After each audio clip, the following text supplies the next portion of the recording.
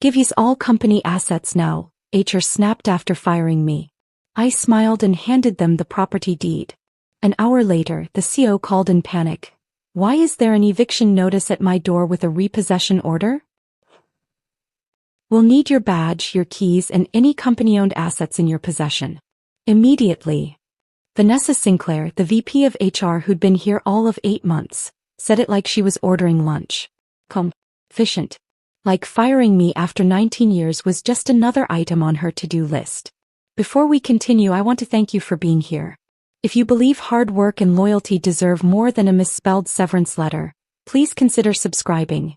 It's free and helps us reach others who need to hear this. Now let's see what happens next.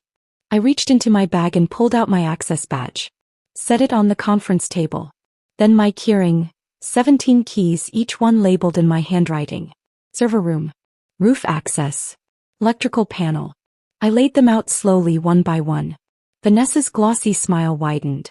She thought she'd won. Then I pulled out the manila envelope. Thick. Heavy. Sealed with red wax.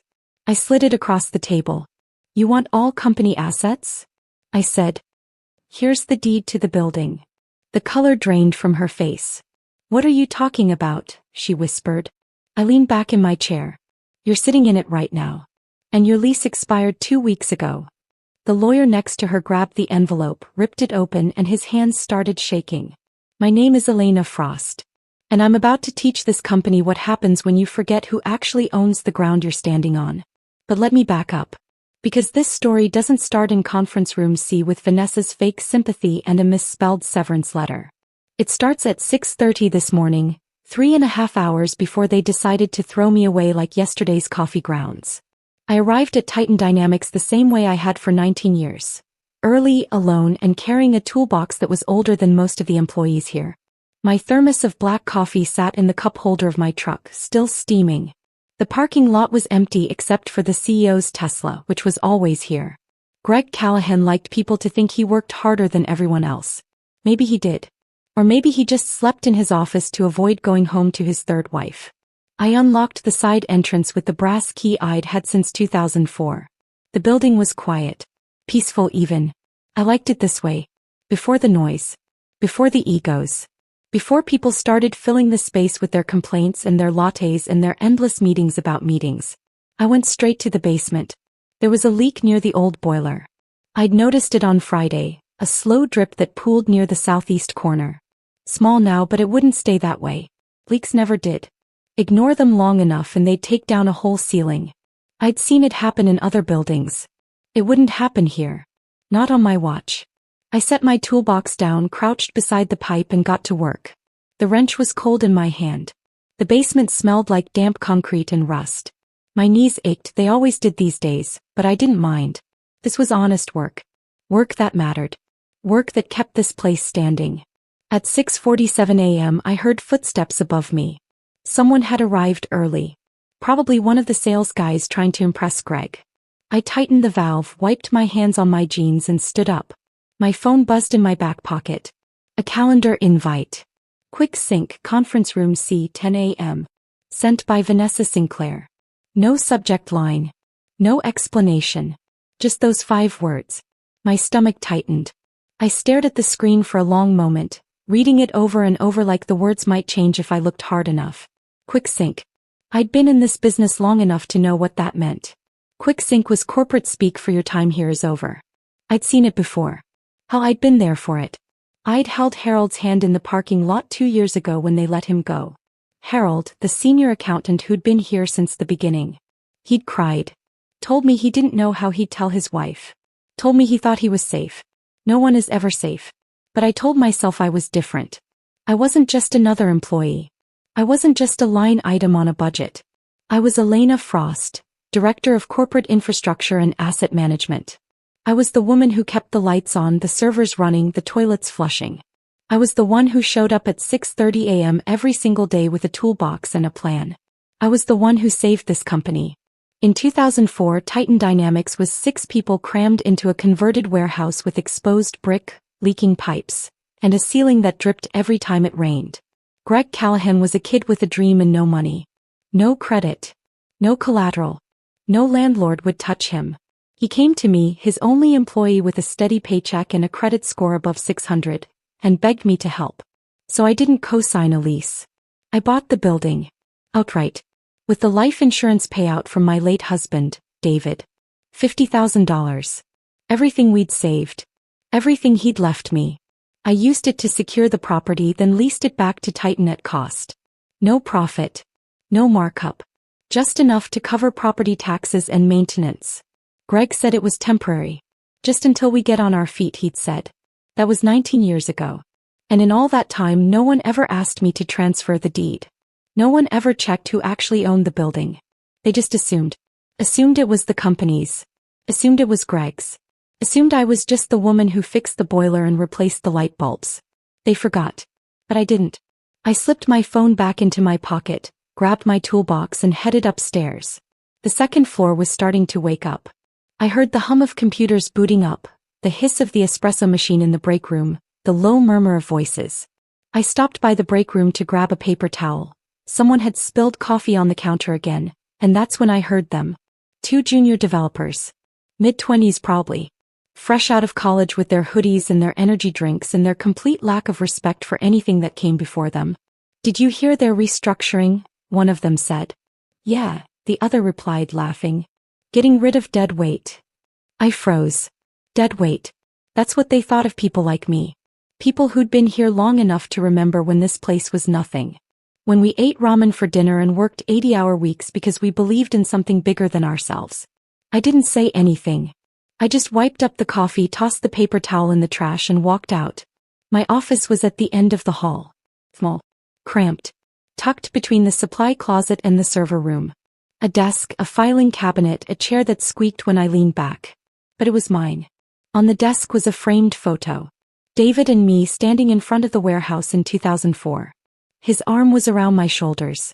We were both smiling. Behind us, you could see the hand-painted sign someone had made. Titan Dynamics. David used to joke that I loved this building more than I loved him. Maybe he was right. He died 6 years ago. Heart attack. Sudden. One day he was here making jokes about my toolbox and kissing me goodbye in the driveway. The next day he was gone. I threw myself into work after that. It was easier than going home to an empty house. Easier than sitting in the silence and remembering all the plans we'd made that would never happen now. This place became everything. And now they were about to take it away. I ran my finger over David's face in the photo. He'd believed in Greg. He'd believed in Titan. He'd believed in the dream. So had I. At 9:50 a.m. I stood up, smoothed down my cardigan, the navy one with the coffee stain near the hem that I'd never managed to get out, and walked toward conference room C. The hallway felt longer than usual. I passed the wall of company milestones. Photos in sleek black frames. Ribbon-cutting ceremonies. Award presentations. Team retreats in the mountains. Greg shaking hands with investors. Vanessa Sinclair smiling in her designer blazer at some corporate gala. I wasn't in any of them. I was always behind the camera. Making sure the lights worked. Making sure the projector didn't die halfway through the keynote. Making sure someone remembered to order lunch. Invisible. I reached the door to conference room C and paused. Through the frosted glass I could see 2 silhouettes. Vanessa. And someone else. A man in a suit.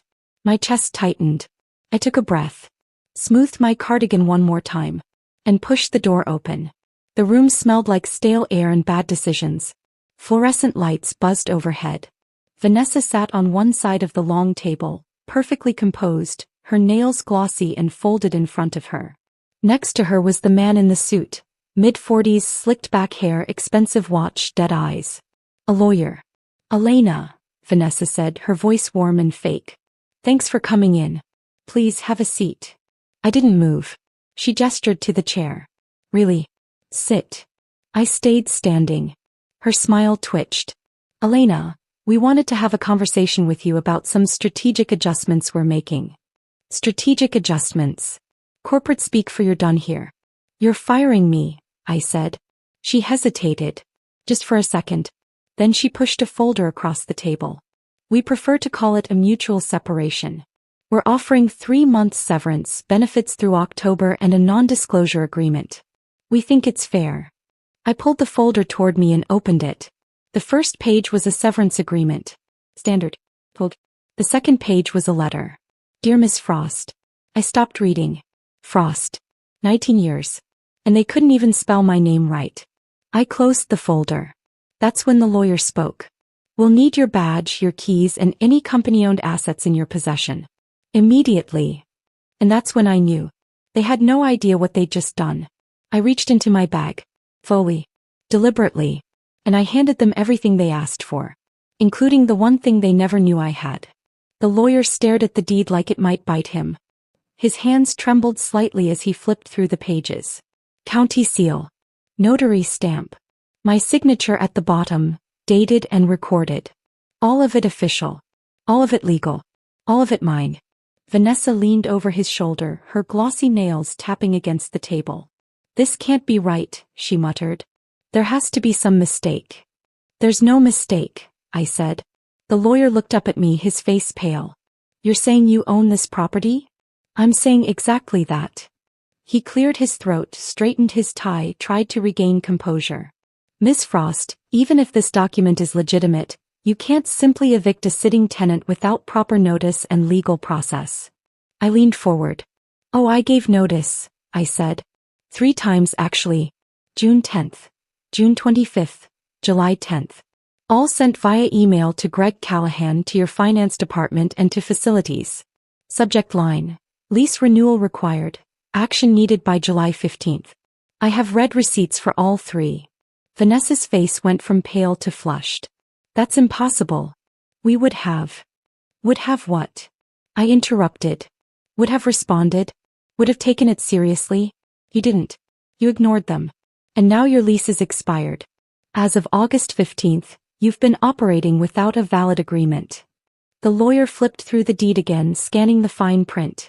I could see the moment it clicked. His jaw tightened. His eyes narrowed. Section 9B, he said quietly. That's right, I replied. Renewal of lease term requires written notice from the lessee no later than 30 days prior to expiration. You missed it. Which means I have the legal right to terminate tenancy and reclaim my property. Vanessa's hands were shaking now.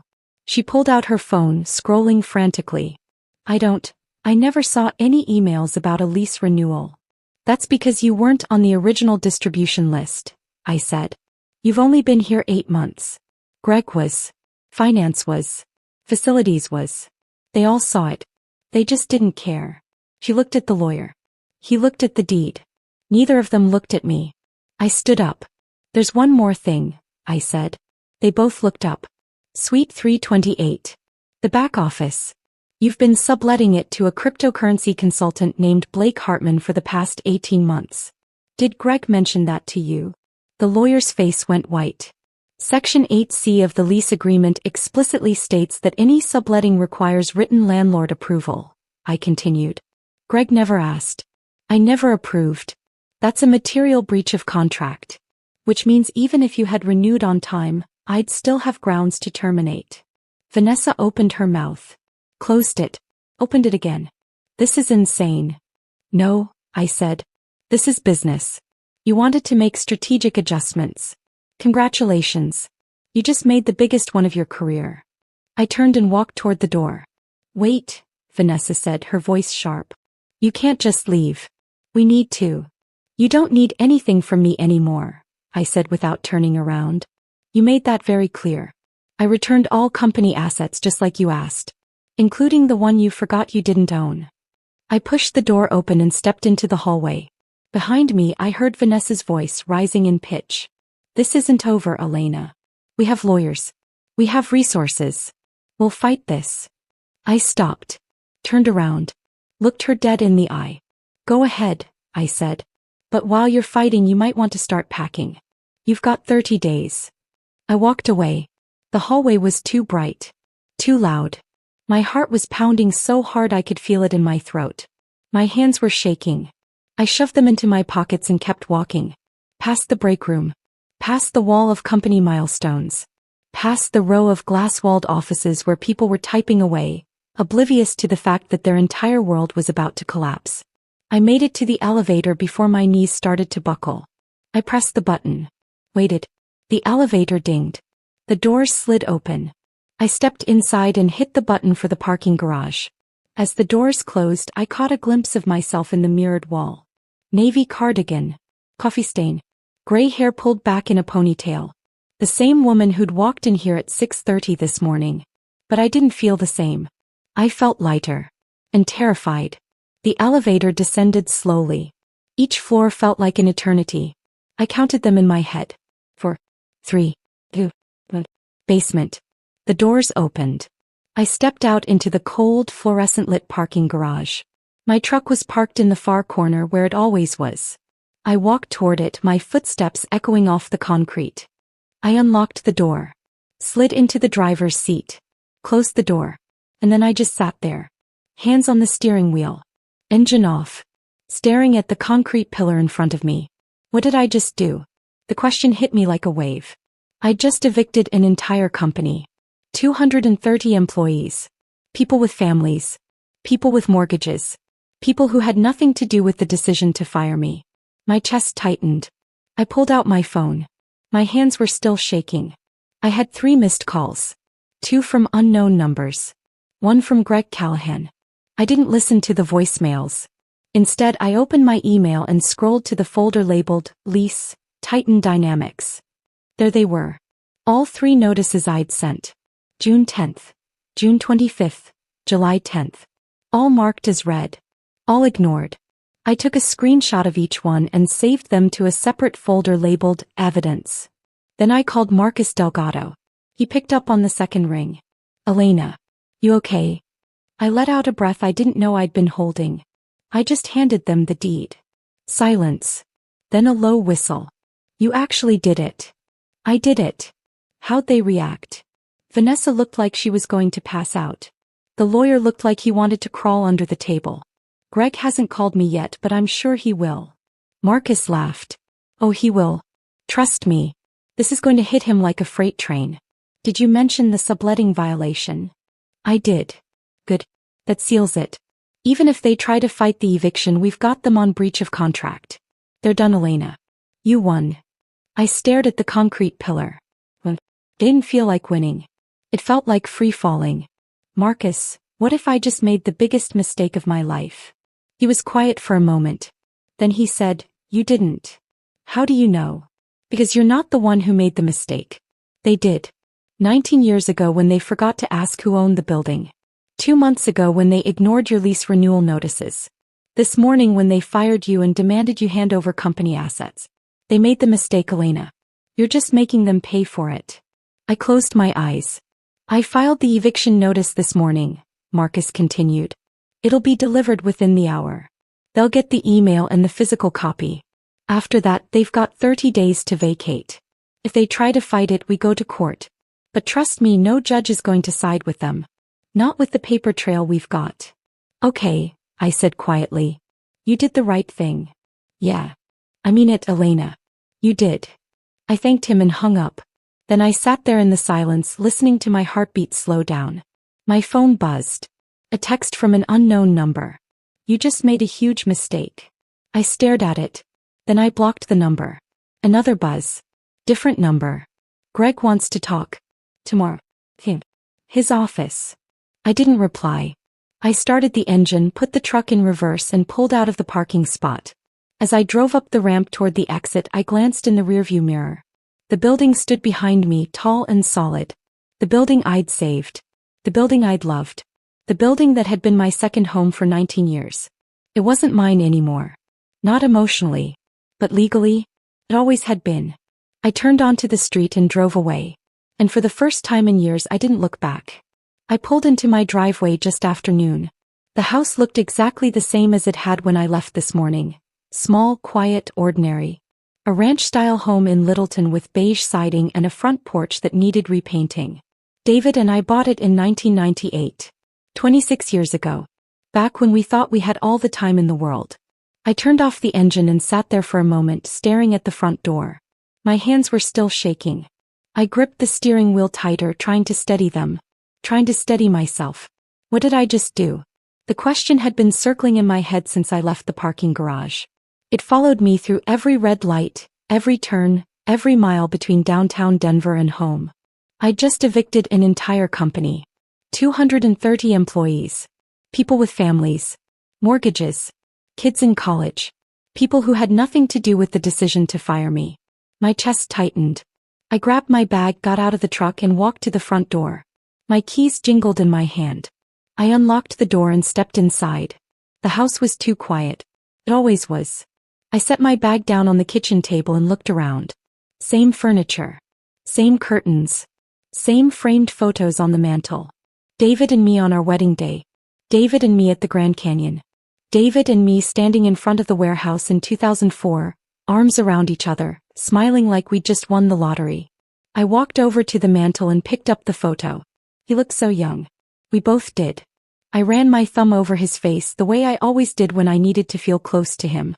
I don't know if I did the right thing, I whispered. He didn't answer. He never did. I set the photo back down and walked to the kitchen. Poured myself a glass of water. My phone sat on the counter, screen dark. I'd silenced it on the drive home. I didn't want to see the messages. Didn't want to hear the calls. But I picked it up anyway. 3 missed calls. All from unknown numbers. 2 texts. I opened the first one. You just made a huge mistake. My stomach dropped. I stared at the message. No name. No context. Just those 6 words. I blocked the number. Then I opened the second text. Different number. Greg wants to talk. Tomorrow. Him. His office. I set the phone down and walked away. My hands were shaking again. I sat at the kitchen table and stared at the stack of paperwork I'd left there this morning. Lease agreements. Email records. County filings. Everything I'd prepared over the past 2 weeks. I'd been planning this. Not consciously. Not deliberately. But somewhere in the back of my mind I knew this day was coming. Ever since Vanessa Sinclair walked through the doors of Titan Dynamics 8 months ago with her designer blazer and her corporate jargon, I knew. She'd made comments. Little ones. Casual ones. We need to modernize our operations. We need to eliminate redundancies. We need to bring in fresh perspectives. I knew what that meant. I was the redundancy. I was the one who needed to be eliminated. So I'd started pulling files. Printing records. Organizing documents. Just in case. And today I'd used them. My phone buzzed. I flinched. I picked it up. A text from Marcus. Filed and stamped. Eviction notice is live. You're a savage, Elena. I stared at the message. Savage. Was that what I was? I set the phone down and walked to the bedroom. The house felt too big. Too empty. The silence pressed in on me from all sides. I opened the closet and pulled out an old shoebox from the top shelf. It was dusty. I hadn't touched it in years. I sat on the edge of the bed and opened it. Inside were letters. Handwritten notes from Greg. From the early days. Back when Titan Dynamics was 6 people and a dream. I pulled out the first one. Elena, you saved us. I'll never forget this. Greg. I read it slowly. Then I pulled out the next one. We couldn't have done this without you. You're the heart of this company. G. And the next. Your family, Elena. Boys. Greg. Family. I read that word over and over. Family doesn't get fired via HR intermediary. Family doesn't get handed a misspelled severance letter. Family doesn't get escorted out like a security risk. I stuffed the letters back into the box and shoved it under the bed. I didn't want to see them anymore. I didn't want to remember the version of Greg who wrote those words. The version who sat on the floor with us eating pizza at midnight, dreaming about what we could build together. That version was gone. Or maybe he'd never really existed. I walked back to the kitchen. My phone was ringing. Unknown number. I let it go to voicemail. It rang again. Same number. I answered. Elena Frost speaking. Silence. Then breathing. Heavy. Deliberate. Hello. I said. Nothing. Then a click. They hung up. My hands started shaking again. I set the phone down and stepped back, staring at it like it might explode. Who was that? Another call came through. Different number. I didn't answer. Then a text. This isn't over. I blocked the number. Another text. Another number. You're going to regret this. Block. Another. 230 people are going to lose their jobs because of you. I turned off my phone. My chest felt tight. My breathing was shallow. I sat down at the kitchen table and put my head in my hands. What if they were right? What if I just destroyed 230 lives because I was angry? Because I was hurt? Because I wanted revenge? I thought about Harold, the accountant they'd fired 2 years ago. I thought about how he cried in the parking lot. How he told me he didn't know how he'd tell his wife. What if there were 230 Harolds now? What if this wasn't justice? What if this was just cruelty? I sat there for a long time staring at the table trying to breathe. Then I stood up, walked to the bedroom, pulled the shoebox out from under the bed, and I threw it in the trash. I didn't need Greg's empty words anymore. I didn't need his promises. I didn't need his version of family. I needed to remember who I was before Titan Dynamics. Before the 19 years of invisible work. Before I became the woman who fixed everything and expected nothing in return. I needed to remember that I mattered. Even if no one else thought so. I walked back to the kitchen, turned on my phone and opened my email. There they were. The 3 lease renewal notices I'd sent. June 10th, June 25th, July 10th. All marked as read. All ignored. I took screenshots. Saved them to a folder labeled Evidence. Then I opened a new email. To Greg Callahan. Subject, Final Notice. Body, your lease expired on August 15th. You have 30 days to vacate the property. All further communication should be directed to my attorney, Marcus Delgado. I attached Marcus's contact information. And I hit send. Then I poured myself a glass of wine, walked to the back porch and sat down. The sun was starting to set. The sky was streaked with pink and orange. The air smelled like pine in late summer. I took a sip of wine. My hands had stopped shaking. For the first time all day I felt like I could breathe. I didn't know what tomorrow would bring. But tonight I was still standing. And that was enough. I woke up to the sound of my phone vibrating against the nightstand. First I thought I was dreaming. But the buzzing didn't stop. It kept going, relentless, like a swarm of bees trapped in a jar. I reached over and grabbed the phone, squinting at the screen in the dark. 5:30 a.m. 12 text messages. 7 missed calls. 3 voicemails. All from numbers I didn't recognize. A few from Greg. 1 from Vanessa. I set the phone down and stared at the ceiling. I turned it back on last night. Sometime after the wine. Sometime after I threw Greg's letters in the trash. I couldn't remember exactly when. I just remembered needing to know. Needing to see what would happen next. Now I knew. Panic. I sat up, swung my legs over the side of the bed and stood. My body ached. My head felt heavy. But my hands were steadier than they'd been yesterday. I walked to the bathroom, splashed cold water on my face and looked at myself in the mirror. Same face. Same gray hair. Same tired eyes. But something was different. I felt resolved. I got dressed, jeans, a plain gray sweater, my old sneakers, and walked to the kitchen. Made coffee. The smell filled the house, warm and familiar.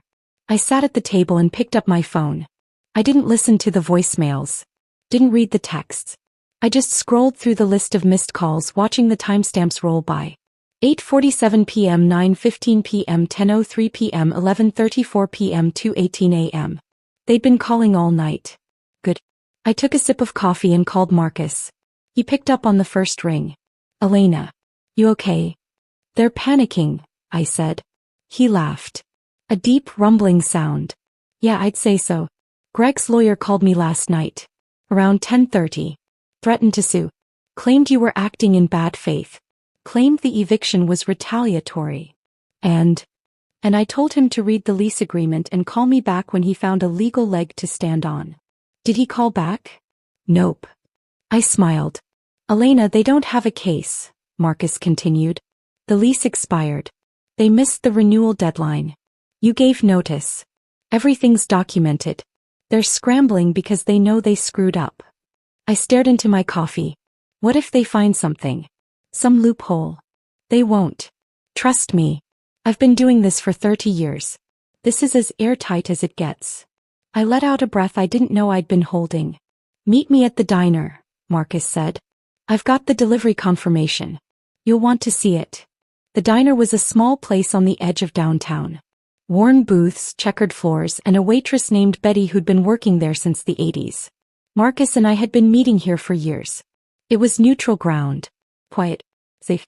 He was already sitting in a corner booth when I arrived. a manila folder in front of him and a cup of coffee in his hand. I slid into the seat across from him. "Morning," he said, sliding the folder toward me. "Eviction notice was delivered yesterday at 9:04 a.m. signed for by the receptionist. Greg got his personal copy at 9:47 a.m. I opened the folder. Inside was a photocopy of the signed delivery receipt. The receptionist's signature was barely legible, but it was there. According to my contact at the county, Marcus continued, Greg tried to file an emergency injunction at 10:15 a.m. I looked up. An injunction? Yep. He wanted a judge to halt the eviction process. Claimed he needed time to review the documents. Claimed you didn't provide adequate notice. My chest tightened. And? Marcus grinned. Denied. Judge took one look at the lease terms, the missed renewal deadline, and your email records and said there's no grounds for an injunction. They had 30 days notice. They ignored it. Case closed. Relief washed over me like a wave. But there's more, Marcus said, leaning forward. The subletting violation. Blake Hartman. Exactly. Suite 328. Greg's been renting it out to this crypto consultant for the past 18 months. No written approval from you. No documentation. Nothing. I'd found out about Blake 2 months ago, purely by accident. I was updating the building insurance, something I did every year, and saw his name listed as an occupant. I didn't recognize it, so I asked around. Quietly. Carefully. Turned out Greg had made a side deal. Extra income. Under the table. I never said anything. I just filed it away. Section 8C of the lease agreement explicitly states that any subletting requires written landlord approval, Marcus said. Greg never asked. You never approved. That's a material breach of contract. What does that mean? It means even if they'd renewed the lease on time, you'd still have grounds to terminate. And if they want to fight the eviction, we can countersue for breach and charge them back rent at market rate for the subletting. That's an additional $47,000 over the past 18 months. I stared at him. 47,000? Yep. I sat back in the booth trying to process it. I don't want their money, Marcus. I just want them out. He nodded. Then you'll get exactly that. But it's good to have leverage. Just in case. Betty came by and refilled our coffee. I thanked her and took a sip, letting the warmth settle in my chest. What happens now? I asked. Now. We wait. They've got 30 days to vacate. If they leave quietly, that's the end of it. If they try to fight, we go to court. But trust me, Elena, they're not going to fight. They know they don't have a case. I nodded slowly. Marcus reached across the table and squeezed my hand. You did the right thing, he said. I wanted to believe him. I left the diner just after 8 a.m. The sun was bright, the air crisp. I walked to my truck, unlocked the door, and slid into the driver's seat. That's when my phone rang. Greg Callahan. I stared at the screen. Part of me wanted to ignore it. To let it go to voicemail. To pretend he didn't exist. But another part, the part that had spent 19 years answering his calls at all hours, fixing his problems, saving his company, couldn't help but answer. I picked up. Elena Frost speaking. His voice was tight. Strained. Barely controlled. We need to talk. I didn't say anything. This is insane, Elena, he continued. You can't just evict us. We have 230 employees. Contracts. Clients. You're going to destroy everything we built. I stopped breathing. Everything we built. Those words. I got out of the truck and stood in the middle of the parking lot, phone pressed to my ear. Everything we built? I repeated slowly. Yes. This company. This building. Everything. I closed my eyes. Greg, I said quietly. I bought the building. With my late husband's life insurance money. I wired the electrical system. I negotiated the lease. I kept that place running while you played CEO. And you fired me. So no, I'm not destroying anything. You already did that. Silence. Then his voice, softer now. Desperate. Elena, please. We can fix this. We can work something out. No, I said. We can't. Elena. I hung up. My hands weren't shaking anymore. I stood there in the parking lot, phone in my hand, staring at the sky. The sun was bright. The air was cool. And for the first time in 19 years, I felt like I wasn't carrying the weight of the world on my shoulders. I got back in the truck, started the engine, and drove home. And I didn't look back. When I got home, I locked the door behind me and stood in the entryway for a long moment, just breathing. The house was quiet. Too quiet. I walked to the kitchen, set my keys on the counter, and poured myself a glass of water. My phone sat next to the sink, screen dark. I'd silenced it after hanging up on Greg. I didn't want to hear it ring. Didn't want to see his name flash across the screen again. For 2 days I didn't leave the house. I organized my paperwork, filed receipts, watered my plants, cleaned the kitchen until the counters gleamed. I did anything I could to keep my hands busy and my mind quiet. But on the 3rd day everything changed. I was sitting on the couch folding laundry when I heard a knock at the door. I froze. No one ever came to my door. Not anymore. Not since David died. I set down the laundry and walked to the window, peeking through the curtain. It was Carol, my neighbor from 2 houses down. She was holding her iPad and waving at me through the glass. I opened the door. "Elena," she said, slightly out of breath. "You need to see this." She pushed past me into the living room and sat on the couch, tapping frantically at her iPad. "Carol, what's going on?" She turned the screen toward me. It was a news article. Local outlet. The headline read, "Tech firm faces eviction after firing longtime employee who owned the building." My stomach dropped. There was a photo. The eviction notice. Fluorescent orange. Zip tied to the front door of Suite 300. I stared at it. "Scroll down," Carol said, her eyes wide. "Look at the comments." I took the iPad from her hands and scrolled. "Imagine firing the person who owns your building. What idiots. CO is a complete moron. She's a legend. I hope she takes them for everything. This is the most beautiful revenge I've ever seen." There were hundreds of them. Maybe thousands. I handed the iPad back to Carol. "Is this you?" she asked, her voice soft. I nodded. She set the iPad down and hugged me. Tight. Like she was afraid I might disappear. "Good for you, honey," she said. "Those corporate jerks deserve it." I smiled. But inside I felt something twist. Pride. And unease. This was bigger than I thought. That afternoon my phone started ringing again. I turned it back on to check my email, and within minutes the calls started flooding in. The first one was from a reporter. "Jessica Lai. Denver Post. Miss Frost, I'd love to get your side of the story.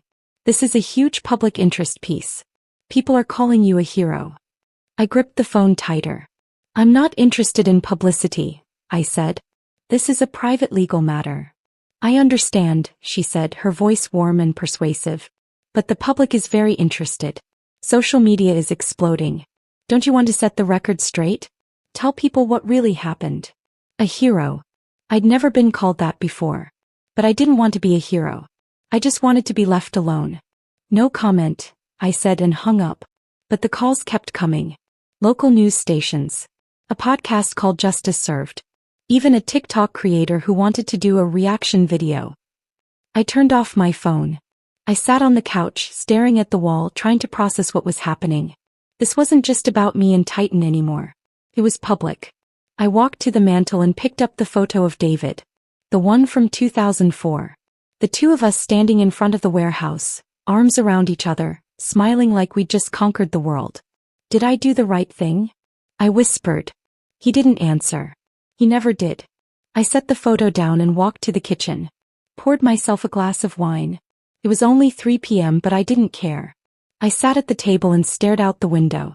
What if this all backfired? What if Greg found a way to twist the narrative? What if people started blaming me instead of him? What if I became the villain? I took a sip of wine and closed my eyes. On the 4th day I heard another knock at the door. This time I looked through the peephole before opening it. It was Dan Mercer, the facilities manager from Titan. Mid-30s. Quiet. Always respectful. One of the few people who ever said thank you when I fixed something. I opened the door. "Hey Elena," he said, hands shoved in his pockets. "I hope this isn't weird. I just wanted to check in. Make sure you're okay." I stared at him for a moment, then stepped aside. "Come in." He followed me to the kitchen. I made coffee. We sat at the table, the same table where I'd thrown Greg's letters in the trash just days ago. "How bad is it over there?" I asked. Dan let out a long breath. Chaos, he said. Vanessa locked herself in her office. Greg's been on the phone with lawyers nonstop. Half the staff doesn't even know what's going on. They just know there's an eviction notice on the door and the building's being taken away. I stirred my coffee, watching the spoon circle the mug. I didn't want it to be like this, Dan, I said quietly. I just wanted them to see me. He nodded. They see you now. There was a long silence. Then he said, for what it's worth, you deserved better. I looked up at him. His face was sincere. No pity. No judgment. Just honesty. Thank you, I said. He took a sip of his coffee. A lot of people are rooting for you. The ones who've been there long enough to remember what you did for that place. Harold called me yesterday. He saw the news. He said he wished he'd had the guts to do what you're doing. I smiled a little. How's he doing? Better. He got a job at a smaller firm. Pays less, but he's happier. I nodded. We sat there for a while, not saying much. Just two people who'd survived the same machine. When Dan left, he paused at the door. If you need anything, he said, let me know. I thanked him and closed the door. That night, I sat at the kitchen table with a calendar in front of me. September 15th. 28 days away. In 28 days, Titan Dynamics would be gone. Anne Bloom Pulse, a wellness startup run by a woman named Iris Tran, would move in. Iris had called me the day before, breathless with excitement. Thank you for this opportunity, Elena. We'll take great care of the space. I told her it had good bones. Because it did. I built those bones. But now, sitting here alone, I couldn't help but wonder. Did I just destroy 19 years of work out of spite? Or did I finally stand up for myself? I didn't know. But I did know one thing. I wasn't backing down. I stood up, walked to the trash can, and looked down at the shoebox I'd thrown away days ago. Greg's letters. His promises. His lies. I tied up the trash bag and carried it outside to the curb. When I came back inside, the house felt lighter. I poured myself another glass of wine, sat on the back porch, and watched the stars come out. The air was cool. The night was quiet. And for the first time in a long time, I felt like maybe, just maybe, I was going to be okay. The certified letter arrived on a Tuesday morning, 1 week before the eviction deadline. I was sitting on the back porch with my coffee when I heard the mail truck pull up. I walked to the mailbox, pulled out a stack of bills and catalogs, and saw it at the bottom. Thick. Visual. Return address. Brennan and Associates. Greg's legal team. I carried it back to the porch and set it on the table, staring at it like it might explode. I didn't open it right away. I just sat there sipping my coffee, watching the envelope like it was a live grenade. Finally, I tore it open. Inside was a single-page letter on law firm letterhead. Request for settlement meeting. They wanted to negotiate. I read it twice. Then I called Marcus. They sent me a letter, I said. They want to meet. He was quiet for a moment. Then he sighed. Elena, they have no leverage. They're grasping at straws. Ignore it. I can't. Why not? I didn't answer right away. I wasn't sure I could explain it. Because part of me, the part that had spent 19 years caring about that company, about those people, wanted to hear what they had to say. I just need to hear it, I said finally. Marcus sighed again. Fine. But we do it on our terms. Neutral location. My office. And I'm in the room with you. Okay. And Elena? Yeah. Don't let him guilt you into anything. The meeting was scheduled for Thursday afternoon at 2 p.m. I spent the morning pacing my living room, second-guessing myself. What if this was a mistake? What if Greg twisted my words? What if he recorded the conversation and used it against me? But I'd already agreed. And I wasn't backing out now. Marcus's office was on the 3rd floor of a gray building downtown. Clean. Professional. The kind of place that smelled like leather and old books. I arrived 10 minutes early. Marcus was waiting for me in the lobby. You ready? He asked. No. He smiled. Good. That means you're thinking clearly. We walked to the conference room. It was small. A long table. 6 chairs. A window overlooking the street. And Greg. He was already there. Sitting at the far end of the table. Alone. No Vanessa. No lawyer. No entourage. Just him. He looked terrible. Unshaven. Bags under his eyes. Suit wrinkled like he'd slept in it. His tie was loose, his collar unbuttoned. He looked like a man who hadn't slept in days. I sat down across from him. Marcus sat next to me, folder in hand, pen ready. Greg didn't look at me right away. He just stared at his hands folded on the table in front of him. The silence stretched. 1 minute. 2. Finally he looked up. I'm sorry, Elena. I blinked. I wasn't expecting that. He took a breath and then he started talking. And he didn't stop for 20 minutes. He told me about the pressure from investors. The board meetings where they pushed for young leadership and modern operations. He told me Vanessa had convinced him that restructuring was necessary. That my salary was too high for someone in operations. That they needed to trim the fat to stay competitive. He actually used those words. Trim the fat. My jaw tightened. I fought for you at first, he said, his voice strained. I told them you were essential. That you'd been here from the beginning. But then they showed me the numbers. And the numbers didn't add up. And he paused, rubbing his face. I thought you'd understand. I thought you'd be okay. You've always been okay. I leaned forward. I was okay because I made myself okay, Greg, I said slowly. Because I had no choice. Because no one else was going to take care of me. But you had a choice. And you chose wrong. He looked down at his hands again. I know, he said quietly. Another long silence. Then he straightened up, pulled a folder from his briefcase and slid it across the table. I want to make this right, he said. I opened the folder. Inside was a formal offer letter. Purchase agreement, 1140 Larimer Street. Offer price, $3.20 million. I stared at the number. $3.2 million. More money than I'd ever had. More than David's life insurance. More than my retirement savings. Enough to live comfortably for the rest of my life. We'll buy the building from you, Greg said. Market rate. Full price. Plus a public statement crediting you for Titan's success. An apology. And if you want it, a permanent consultant role. You can work remotely. Set your own hours. Name your price. I looked up at him. He was leaning forward now, his eyes desperate. Elena, please. This is everything I can offer. Marcus, sitting next to me, raised an eyebrow. He didn't say anything, but I could see the calculation in his eyes. It was a serious offer. I looked at Greg. Really looked at him. His eyes were red. His hands were shaking slightly. He looked like a man who'd lost everything and was trying to claw his way back. And for a moment, just a moment, I felt sorry for him. But then I remembered. Vanessa's smile. The misspelled name. The 19 years of being invisible. The way they looked at me like I was nothing. I closed the folder and pushed it back across the table. No. Greg's face went pale. Elena. No, I said again, my voice steady. We have 230 employees, he said, his voice rising. Families. Kids in college. Mortgages. If we lose this building, we lose everything. Clients will pull out. Investors will walk. The company will collapse. I stood up. Then you should have thought about that before you fired me. Elena, please. I turned toward the door, then stopped. I looked back at him. You want to know the worst part, Greg?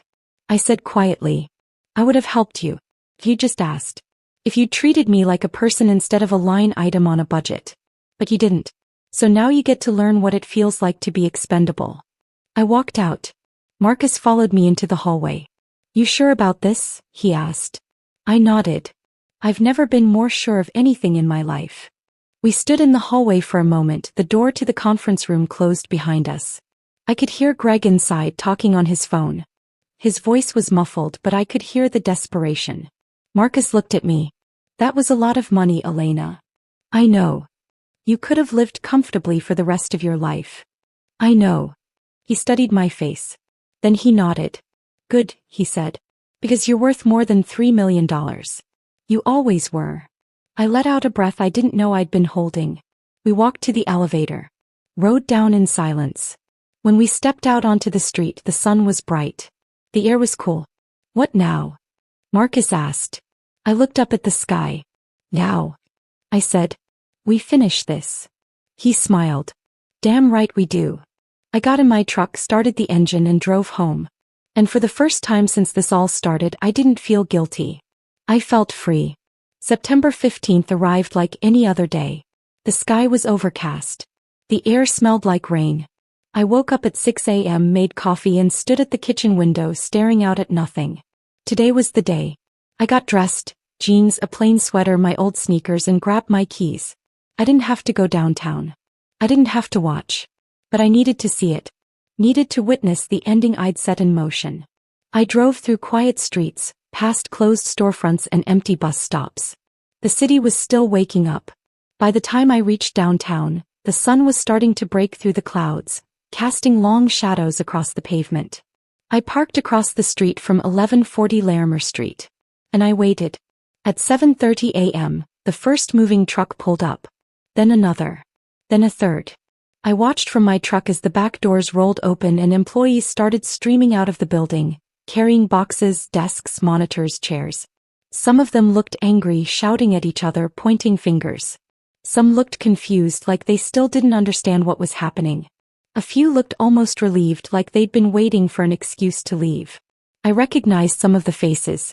The junior developers who'd called people like me dead weight. The marketing team who'd never once said thank you.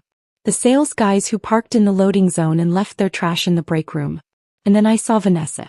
She was standing on the sidewalk, phone pressed to her ear, sunglasses covering half her face even though it was overcast. She was barking orders at someone. Probably a moving company, probably her lawyer. Her blazer was perfectly pressed. Her nails were still glossy. She looked like she was directing a corporate evacuation with all the authority of someone who'd never once had to carry her own boxes. And then I saw Greg. He was standing near the entrance, leaning against the brick wall, arms crossed, watching the chaos unfold around him. He looked smaller than I remembered. His suit was wrinkled. His tie was gone. His face was pale, unshaven, hollow. He looked broken. I stared at him through the windshield, my hands gripping the steering wheel. And I didn't feel victorious. I felt sad. Not for him. Not exactly. But for what could have been. For the version of Titan that valued people like me. The version that kept its promises. The version that remembered where it came from. That version never really existed. Maybe it never could have. At 9 a.m., a new set of vehicles pulled up. Smaller. Sleeker. Electric. The doors opened and out stepped a group of young people dressed in athleisure and carrying yoga mats, potted plants, and boxes labeled Bloom Pulse in neat handwriting. Iris Tran stepped out of the lead car, wearing leggings and a green hoodie, her hair pulled back in a ponytail. She looked around, eyes bright, smiling like she'd just walked into a dream. She saw me sitting in my truck and waved. I waved back. She walked over, crossing the street with a bounce in her step. I rolled down the window. "Elena," she said, breathless. "This is so exciting. We're already planning the layout. Meditation corner in the lobby, Himalayan salt lamps in the break room, soft green paint on the walls. It's going to be beautiful." I nodded. "I'm sure it will be." She paused, her smile softening. "I read about what happened with the previous tenants. I'm sorry you had to go through that." I shrugged. "I'm not sorry. Not anymore." He studied my face for a moment, then smiled again. "Good. You deserve better."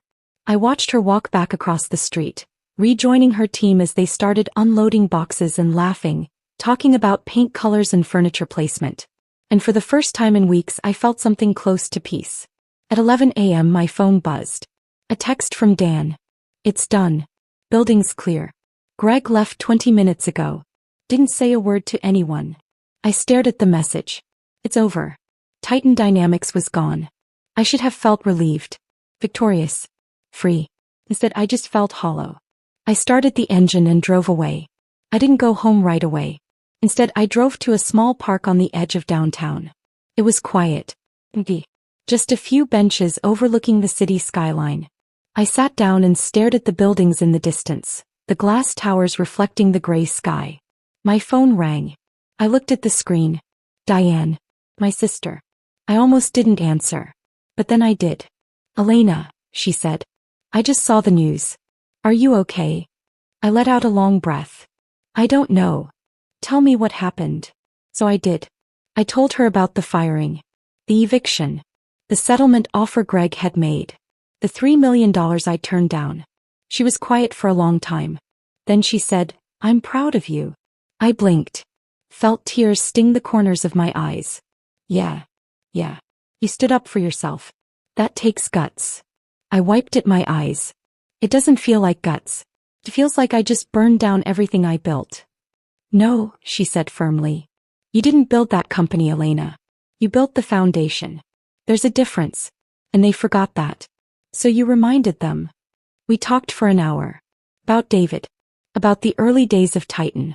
About the years I'd spent being invisible. About the future. It was the longest conversation we'd had in years. When I hung up, I felt lighter. Not happy. Not victorious. Just lighter. That evening, I drove back to 1140 Larimer Street one last time. The building was quiet now. The moving trucks were gone. The lights inside were dim. Bloom Pulse had locked up for the night. I parked in the same spot I'd been in that morning and got out of the truck. The air was cool. The street was empty.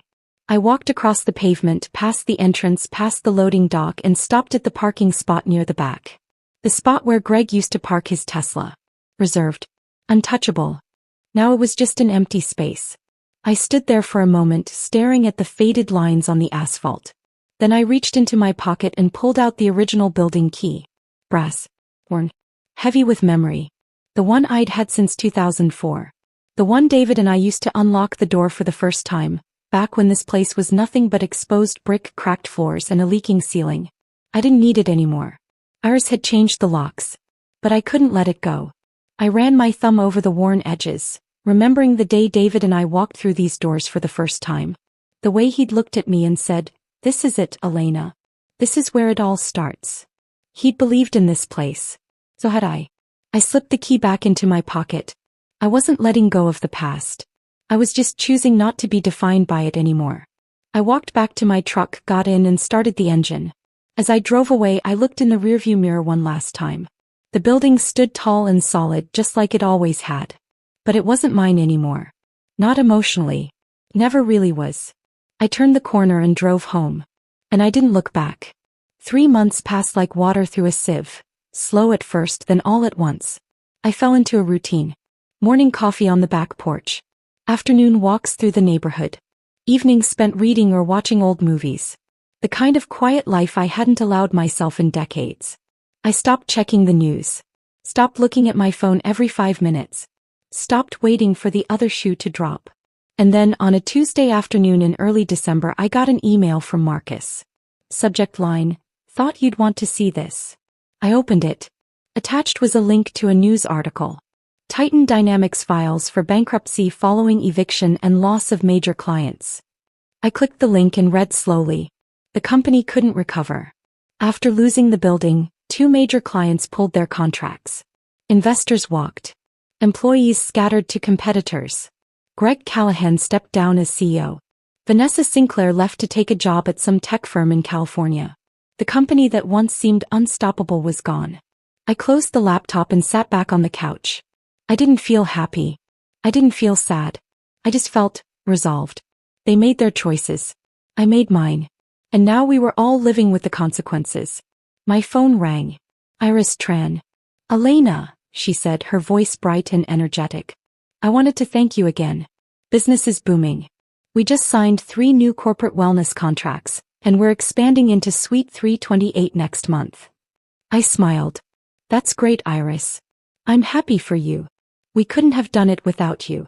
Seriously, this space has been incredible. The energy here is just, it's perfect. I'm glad it's working out." "How are you doing?" she asked, her tone softening. "I know the past few months have been a lot." I looked out the window. The sun was setting, painting the sky pink and orange. "I'm doing okay," I said. "Better than okay, actually." "Good. You deserve it." We talked for a few more minutes, then hung up. I set the phone down and sat in the quiet. For the first time in a long time, I felt like I could breathe. A week later, I started volunteering at a local community center. It was a small place on the east side of Littleton, run by a woman named Patricia who'd been there for 30 years. They offered classes for seniors, computer skills, cooking, basic home repairs. I signed up to teach the home repair class. It was small work. Fixing leaky faucets. Replacing light fixtures. Unclogging drains. Patching drywall. But it felt meaningful. The students were mostly women in their 60s and 70s, Widows like me who'd spent their lives relying on husbands or handymen and now wanted to learn how to take care of things themselves. One of them, a woman named Margaret, asked me during our third class, "How do you know so much about all this?" I set down my wrench and wiped my hands on a towel. "I worked in facilities management for 19 years, I said. "I took care of a building downtown." "Just one building?" "Just one. But it was a big one." She smiled. "You must have loved it." I paused. "I did. For a long time." "What happened?" I told her. About Titan. About the 19 years. About the firing. About the eviction. She listened quietly, her hands folded in her lap, her eyes never leaving mine. When I finished, she said, "You did the right thing." I shrugged. "I did what I had to do." She shook her head. "No. You did what most people are too afraid to do. You chose yourself." Her words hit me harder than I expected. I'd spent my whole life choosing other people. Choosing the company. Choosing to be invisible. Choosing to stay quiet. For once I chose me. And maybe that was enough. On a cold December morning, I walked out to the mailbox and found a handwritten letter. No return address. Just my name and address in neat, looping handwriting. I carried it back inside, set it on the kitchen table, and stared at it for a long moment before opening it. Inside was a single sheet of paper, folded carefully. I unfolded it and started reading. "Elena, I know I don't deserve your forgiveness. But I want you to know that I've thought about what you said every day since the eviction. You were right. I took you for granted. I treated you like you didn't matter. And I'm sorry. I've started working with a small startup now. Nothing fancy. Just a handful of people trying to build something real. I'm trying to do things differently. Trying to value people. Trying to remember where I came from. I'll never forget what you taught me, the hard way. I hope you're doing well. You deserve every good thing. Greg." I read it twice. Then I folded it, walked to the bedroom, and put it in the drawer of my nightstand. I didn't need his apology. But I was glad he finally understood. On New Year's Eve, I stood on my back porch with a glass of champagne, watching fireworks bloom over the Denver skyline. The air was cold and sharp.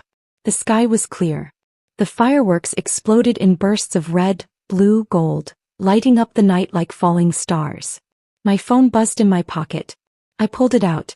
A text from Dan. "Happy New Year, Elena. Thanks for everything." I smiled and typed back. "Happy New Year, Dan. Take care." I slipped the phone back into my pocket and took a sip of champagne. I thought about the past year. The betrayal. The eviction. The hollow victory. The unexpected peace. Thought about David. About how he used to tell me I was stronger than I believed. That I could do anything I set my mind to. Maybe he was right. I raised my glass to the sky. Not to what was. Not to what could have been. But to what is. To the woman who owned the building. The woman who finally chose herself. The woman who walked away and never looked back. I took another sip. The champagne was cold and sweet. And for the first time in a long time I felt free. The fireworks continued to explode overhead, painting the sky in brilliant colors, fading and blooming again and again. I stood there, alone but not lonely, watching the night unfold. And I realized something. I didn't need anyone to see me. I didn't need anyone to validate me. I didn't need anyone to remember my name. I knew who I was. I knew what I was worth. And that was enough. I finished my champagne, walked back inside, and closed the door behind me. The house was warm, quiet, safe. I walked to the living room and sat on the couch, pulling a blanket over my lap. On the mantel, the photo of David and me still sat in its frame, the two of us smiling in front of the warehouse all those years ago. I looked at it for a long moment. Then I smiled. "I did it, David," I whispered. "I finally did it." And somewhere in the quiet of the night I could almost hear him whisper back. "I always knew you would." I leaned back, closed my eyes, and let the warmth of the house wrap around me like a blanket. Outside, the fireworks continued. Inside, I was finally home. If this story of cold, calculated justice had you glued to your screen, smash that like button right now. My favorite part was when Elena slid that property deed across the table and watched their faces drain of color. What was your favorite moment? Drop it in the comments below. Don't miss more powerful stories like this. Subscribe and hit that notification bell so you never miss an upload.